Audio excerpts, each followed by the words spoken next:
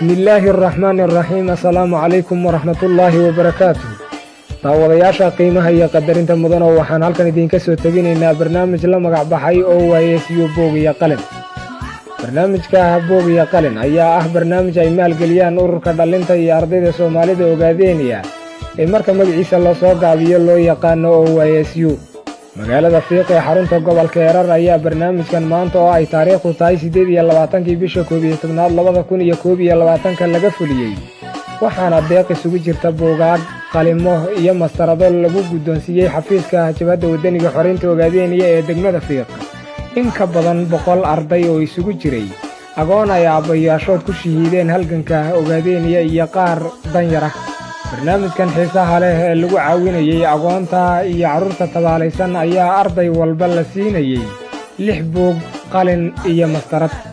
barnaamijkan oo ay ardayda iyo waalidiintooduba aad u soo dhoweeyeen kuna farxeen ayaa waxaa madashii ardaydu isugu timid buugaagta, qalimada iyo mastaradahaba ka qaybiyey xogayaha guud ee ururka OSU halgame Cumar Sheekh Cabdulaahi Cumar Sooyo. barnaamijkan oo halkudhegyo kala duwan lagu soo xardhay ayaa wuxuu ciwaankiisa u horeeyaba ka bilaabanayay OSU buug iyo qalin. buugga iyo qalinku waxa ay kobciyaan hanka iyo higsiga shakhsiga.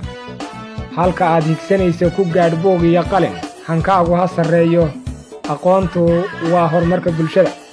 isku soo wada duuba oo ma aha markii ugu horreysay ee ay ururka dhalinta iyo ardayda Soomaalida Ogaadeenaya ay deeq noocan oo kala gaarsiiyaan agoonta Ogaadeenaya.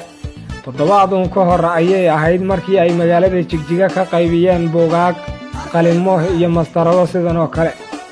barnaamijka waan idinla socotiinaya anigoo Shaafici Maxamed. intaan mid la mid ku kulmi doono waxaan idinkaga tegaynaa sidaas iyo nabadgelyo.